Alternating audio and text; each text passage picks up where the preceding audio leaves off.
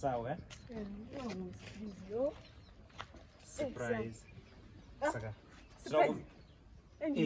Trakupinda. Pana mai vanogara vari vega. Saka vane mwana. Saka vakati ndivatsvagire munhu ari kuda basa. Saka ndakutsvagira basa. Kuda basa. It's like ndakutsvagira basa rokuti uve maid. So wena sili kusufunga enzo maid mina. Kwanda ushandire. Hayi akungikhangele kahle sibili. So mina ngicobuza ubani yafithi kuba maid mina. Iwe shamari unomboda unomboda munhu akaita sei sha. Iwe aushandi. Yes. Maid mana siki part kwento zonke ufuna ungenza maid.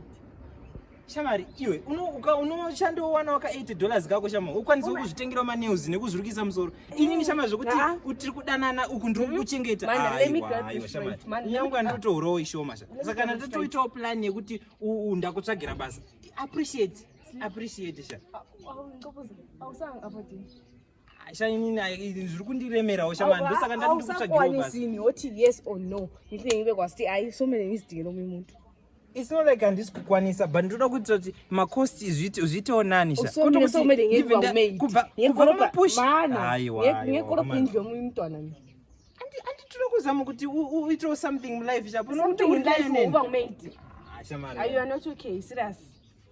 Unoda munhu akaita sei? Unoda munhu maid. Iwe uda kuriya neni ini ndinoshanda shamari but inini zvokuti ndishandira iwewe kuti girlfriend allowance yechichi shamari ndakutsvagira basa iwe kana uchirida kana usirangaridewo then you walk away inini newa I cannot date munhu asingashandi. Hayi angcono ngihambe shema. No it's okay. Regera shamari I cannot date munhu asingashandi sha zvokuti ndinenge ndichikuchengeta zvese aiwa. Alright, it's okay. Chimira ndotaura nawo ndinozotaramba ndomuzvikutere nini